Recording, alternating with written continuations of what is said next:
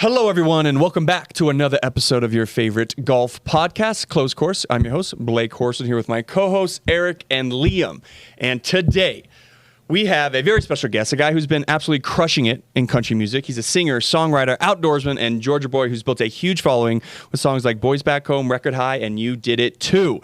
He's toured with some of the biggest names in country music, racked up hundreds of millions of streams, and then when he's not on stage or in the studio, there's a pretty good chance you can find him on a golf course. So today, we're talking country music, life on the road, golf, handicaps, gambling on the course, and probably a few stories he may or may not want us to hear. Let's give it up for Dylan Marlowe. Thanks for coming on, man. Appreciate you. What up? Yeah, thank you for having me. Welcome to Closed Course. Yeah, man. So, we're big fans over here, man. Big fans over here. For sure. Yeah, first off, congrats. You said you just had twins, right? Yeah, we did. Yeah, 5.5 months ago. So. Okay. Wow, man. So you're in the thick of it right now. Yeah, we're in the middle of it, that's for sure. But it's on the. I feel like we're coming up for air finally. So. Yeah, good. I have one, and I just came up for air, and it's been about 2 years. So I feel like it's not easy, man. I can't imagine going from 0 to 2 though. How'd that feel? I think it's, we don't know any different. So I think True. that's probably the way to do it. Yeah. But we do have to get them DNA tested because if they're fraternal, that means our odds of having multiples again is pretty high. Oh, wow. So we're gonna have to figure that out. Yeah, you should find out for sure. Oh man, that would be 2 to 4 would be quite a jump. That'd be crazy. It's fun being a dad, and you never have to argue over holding one because there's always two. Yeah. That's actually such a interesting point, dude, because it honestly, like, that's the one thing is like, it always seems like, oh, you're not doing enough. But when you have two, you're both doing the same thing. So that's so true. Yeah. That argument isn't there. We were talking the other day, some of our buddies, like, they might catch hell for not waking up at all at night. But when you have two, there's just no trading. There's no taking turns. There's no turns. Like, no, that's so true, man. That's so well, true. Nat, she crushes it when I'm on the road. She's been doing a couple weekends solo without our moms up here, and she's been crushing it. And you figure out how to, like, you pick them up certain ways when you got to get both of them, or, it's always figure it out. weird, but it's fun. Yeah. So I was gonna ask how with being on the road and especially kind of the way your career's headed, is it just like the moms helping out, the grandmas I should say helping out? Did she come on the road with you? Do the babies come on the road with you yet? Has that been discussed? They've been to one. They came to a show when we were on tour with Ella a couple months ago, and it was probably a little too early to have them out. They were just by the time I went on, they're ready to go to bed. But yeah, mostly I'd say the first 3 or 4 months, either her mom or my mom was up here every weekend, which was huge. Especially when I went back out on the road. But we've kind of been, like I said, getting into the swing of things. So she's been kind of tackling a bunch of these weekends by herself. But we've only had like this weekend, we only have 2 shows. Usually we do like 3 show weekends. And so a little easier, and they're starting to get a little more where their wake windows are longer and they're easier to put down. So good. So right now, are you like in a festival season or doing your solo headlining, or? Yeah, what's it look like for you we're right doing now? both. So we're doing a lot of county fairs and festivals, and then like this weekend we have 2 shows in New York, upstate, and one's a headliner and one's a festival. So really fun, really unhealthy meals. A lot of fun on plate. Yeah, I know. But the beauty is with both like fairs and festivals, I don't usually play until like 9:30. So get out and play. You could get out 10 or 11, play 18, and be back by sound check. That's perfect. That's what I was gonna ask. So between touring, twins, is there still room in there for golf? Are you still finding some time to play a little golf? Yeah, I don't golf home really at all now. Yeah. Just because if I'm home, I don't have time to go spend 4 or 5 hours. But on the road, a lot of these headline shows, Did you just raise your hand? One of my like right hand man kind of assistant guy's named Screech, and he's one of my best friends from back home in Georgia, and we're pretty competitive. We're about the same handicap. We're both around 10 or 11, so we play pretty much every weekend. But I'll get him to call. I call him the head of golf on the Dylan Marlowe tour. So he calls ahead, gets courses to give us tee times, and we'll trade a lot of these courses tickets for free tee times, and Nice. Yeah, we kind of got a little system going. Yeah, I was looking at your schedule. You guys don't come out to Denver. We'd host you at one of our clubs. Yeah. Dude, I wish we were actually there last weekend. I wish I would have known you guys a week ago. We played. I went and played at Arrowhead. Oh, okay. Oh, really? Yeah. What'd you think? Didn't play great. Oh, it was amazing. It was. I'm in the phase that I think every golfer goes through where the driver just doesn't come out anymore. Just Dude, I've been in that phase most of my life. I mean, I hit my 3-wood like 270, 275, so there's really no point in using my driver, but I try to just like do it when I really want to get on one, especially in the elevation. I'm just in a slump with it right now. But it was fun. We played, we didn't play till 9:30. We played up in Brighton at a festival up there. Okay. But next time I come through, we're gonna hit it on my headline tour which it might be too cold in February, March. Oh no, it'll be perfect then if it was like this past year. Yeah, if it was like last year. We didn't get any snow, any winter, or anything. We were golfing all year. It was crazy. It was nuts. Yeah, every month we were out golfing. So I'm assuming you'll be when you come back. It'll be the Rose, the Grizzly Rose. Yeah, actually, yeah. We're playing at the Grizzly Rose. Yeah. Okay. You'll love that, man. That's a fun spot.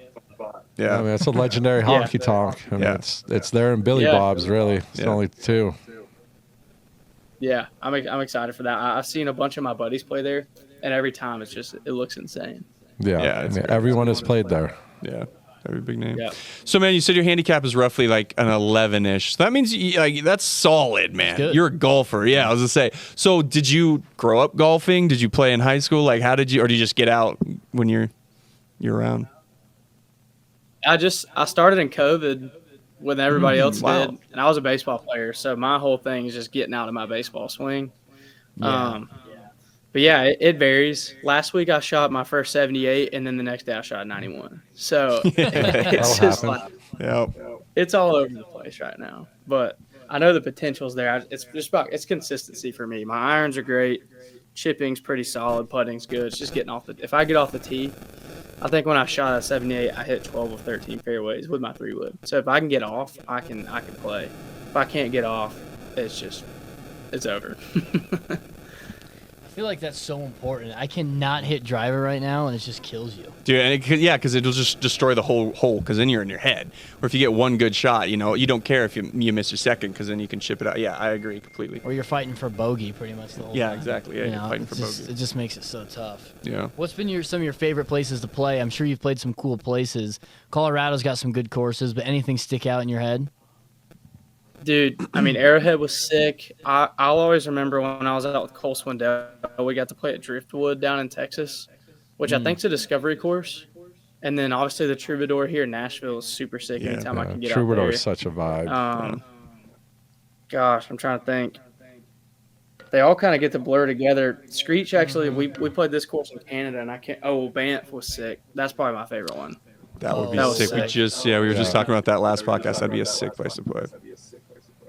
Yeah, it was awesome. They don't have Ubers in that town, though, so I had to get the tour bus to drive me all the way down into Banff to the golf course. And it's not the most tour bus friendly. And, I had just woken up, and everybody in the parking lot was just staring because I think I walked out in gym shorts. I was, changing, right there inside the bus.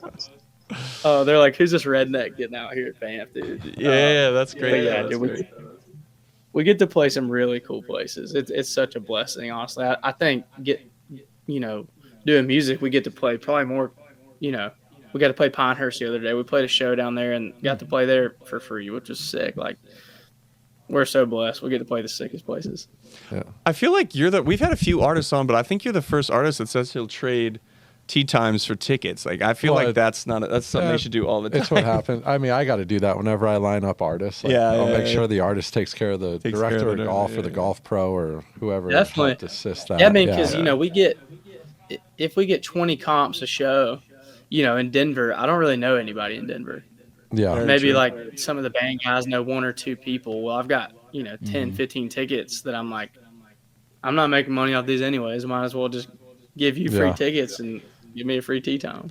Yeah, or a lot of times you just give them a laminate or a sticky and just come hang out and drink and vibe. Yeah. That's normally the trade-off, honestly. Yeah. Yeah. That's what I'd be doing constantly, man. I'm sure the pros are happy with that. Oh too. yeah, for I mean, Might as well, well that's give like, away the spots, yeah, like, yeah. I wish you would have known you last week. Like D-Jack up at Red Rocks, which is Red Rocks Country Club, right next to Arrowhead, basically, really close, and right next to the venue. And he will go to every country show with me. Yeah, yeah. Just to have the guys come out and play at the course. Yeah. Yeah, next time, love dude, it. I'll definitely let you know. Do you ever go down to Golden at all? Yeah, Fossil Trace is down there. Dude, there's a little joint there somebody showed me a while ago called Minor Saloon. Every time I come there, I go there. It's like I know that. they have like the Coors Banquet on tap and like it's just That Rocky Mountain water down there, man. Yeah. Golden's literally what, 10 minutes, 7 minutes from here? Yeah, it's Yeah. not far at all. Minutes. 10 minutes. Yeah, from it's like 10 minutes from our HQ. Yeah. So we're pretty close. yeah. Yeah, it's a good spot though. I'm jealous. Yeah. No, it's cool. just a good spot. Yeah. So that 78 you shot, is that the best round you've had? 78? Yeah, Yeah. it was. I was playing 3 guys in the band, like me versus just all 3 of them because they weren't any good. So I was just playing my own ball, and of course Screech wasn't there. He's the guy. Like we're just head to head. You know, he's the guy that I wanted there when I shot a 78. He wasn't, but yeah, just hit all the fairways. Everything was dialed. I got fitted in Iowa for some iron shafts. I've never done like a fitting at all. And so literally just figuring out, I needed like a little higher ball flight. And that was the first round after the new shafts. And so I was just getting like that really high ball flight and every iron shot was just sticking where I wanted it to. It wasn't, I think before a lot of my iron shots would roll out a ton. So I was having trouble holding any greens from like 8 iron and up. But that really helped a huge amount. And even when I shot the 90, I was holding greens. I just wasn't hitting them in the fairway when I off the tee. Yeah. No, it makes a difference for sure. I think if you get to a certain point, you kind of need to get fit. I mean, you could probably get, to a 15 handicap, maybe a 12, maybe even a 10, but I think to get to that next level, like you need the right equipment. It's going to be impossible not to do it with the right equipment.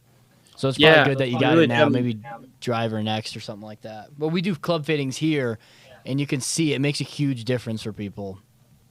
Crazy, dude. I need to get the driver fitted. It was even as much as like I just had mid-size on just standard 105 gold tip shafts or whatever that come with like the Apex AI 200s. Those are the irons I've been playing, and my shots were just a lot lower. Those irons are already kind of hot too, so I actually had them bent a little bit, and then had some high flyer Fuji.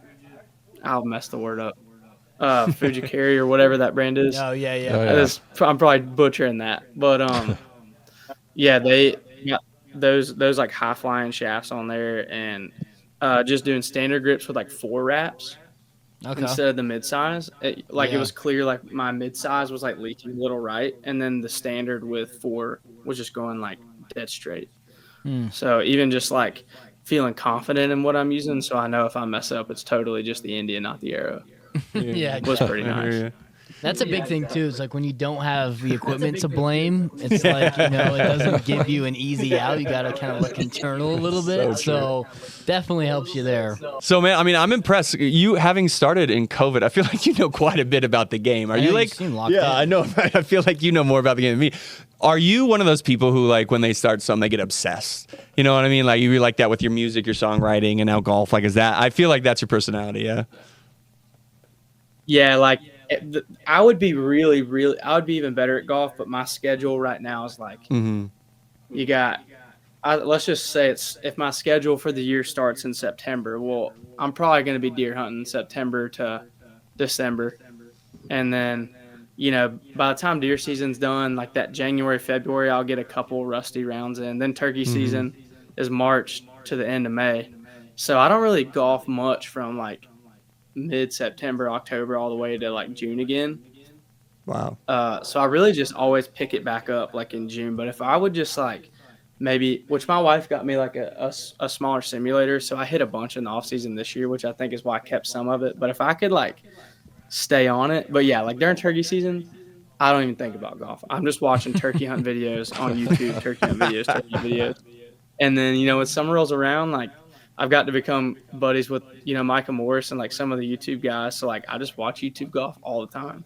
And then I just hate not being good at something that I want to do. If I'm in like a pickleball mood, dude, I'm watching pickleball. Like it's probably not the best trade in my mind. No, but I swear, man, all the most successful people have that same mind frame, man, where they just get obsessed with something or they hate losing so bad that they'll do anything. Yeah. So, no, I get it. That's cool that you like I think all I the hate YouTube losing golf. more than I like winning, which is a problem. Yeah. No, I hear you. That's kind of the thing, too. Yeah. When you're talking about Micah Morris, is he playing in the Internet Invitational this year? I know it's I'm being not sure. I filmed haven't right talked now. to him. Oh, is it? Yeah, because like Being filmed this week. Oh, shit. I didn't realize it was this week. I don't know if that's that's public. Well, you could see it like they're all together on their stories and stuff. And I saw Gaethje with a couple at the airport. Yeah. So Okay. Nice. I would assume he would be. Yeah, I would think so too. yeah, because what they doubled the field this year, right, to 64 golfers. Something like that. Is that what it is? Yeah. Did you watch it last year, the Internet Invitational? Yeah, it was sick. I was actually deer hunting with Micah, and I was like, should I ask him like what the outcome was? But I was like, no, I want to watch it. I don't I just want to watch it. So are you going to go down that rabbit hole and become a social media golfer influencer? Dude, no, but I have thought about just making a page that's just like DM outdoors, which is just like what I'm doing outside during that part of the year. So if it's hunting season, maybe I'll have some hunting videos up, golf, like maybe I'll throw some like 9-hole videos up. I have a content guy with me pretty much everywhere I go. Not a lot on the hunting side, but if I'm on the road like playing golf, we have a content guy. So I'd have thought about maybe I'll start throwing some like 3 or 4 hole just like videos up with some tracers on them, just because I can't ever stop. But I think people would probably be interested in watching it maybe. Well, yeah, you were talking about playing on tour with one of your buddies. So we have a segment here called Dream Foursome. If you could play with 3 other people, dead or alive, on the course, what would be your dream foursome? Oh man, just anybody. Anybody. overall. Yeah, anybody. Any walk of life, families, athlete, star, whoever. Oh man. Gosh, I've never thought about this. I think I would. Yeah, I really enjoy watching Mason Green's golf stuff. I love to play with him. I feel like he's super talented. I'm trying to think of somebody outside of golf too. Like playing with like Kevin Hart would be insane. That's a like good it's one. funny. That'd be fun. That'd be super fun.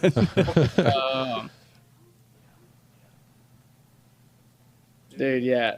And then maybe Bryson, dude. That'd be sick. Bryson. All right. That's a solid. That's a pretty good That's group. solid. That's a solid Awesome, group. yeah. Top to bottom. Kevin Hart would be fun. I feel like any comedian, golfing with any comedian would be a blast, man. Yeah. Well, I golfed with Jared Freed, and it Yeah. was unreal. Yeah. It'd be super fun. So. Kevin's actually gotten into golf now. Yeah, I was always seeing posts from his yacht, hitting his fucking 9-iron off his trying. yacht and shit. Yeah. He was roasting LeBron. Did you see like the one round that they played, and it took him like 7 shots to get off the tee box? Kevin? Yeah. Yeah. He was so terrible. Yeah. That- Getting better, but yeah. And then LeBron, Yeah, did you see it's LeBron bad. gift the, him the like videos though, like him trash talking LeBron. Yeah. Just, like, it's yeah. And I think LeBron gave him got him a kiddies club. Yeah, they're like this big. I didn't see that. That's good. Yeah. So as far as like some people you've played with, have you played with anybody cool white out on tour? Like have you played with some big names out there? I've played with like down at Troubadour. I've played with Luke Bryan with Dallas, my old manager. Also played with Morgan with Dallas before, and whenever we were out with Dan and Shay, me and Shay golf pretty much every day with Jake Owen. Jake Owen's like insane. He's a stick. He plays. I've heard he's really good. He plays barefoot too. Yeah. Scratch. Yeah. That Yeah, answers. he might even be plus. Yeah, that answers my question because my next question was like, who's the best? Yeah, that you've played with. I have heard Jake Owen's good. Yeah, Jake. Jake's the best.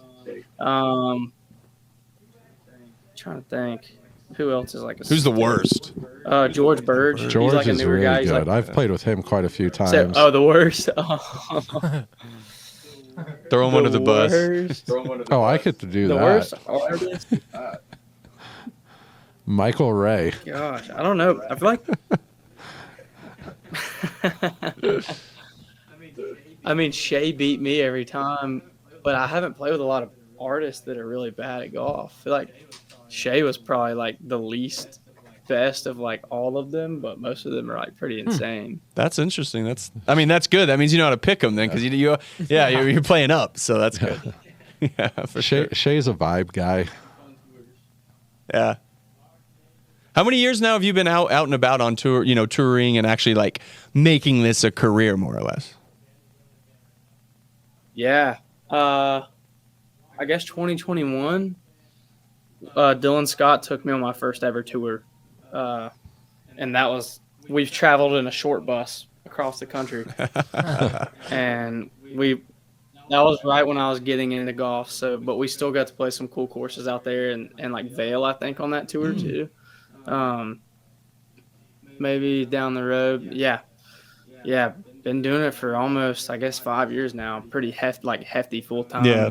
Somehow making a living off of it. No, it's awesome. I mean, it ain't easy, man. I mean, it's hard out there right now, especially I feel like country music is having its like moment too in music right now. So like it's even more, harder than it was maybe in the past. So it's congrats to you, man, because you're crushing it. It's cool to see. Definitely.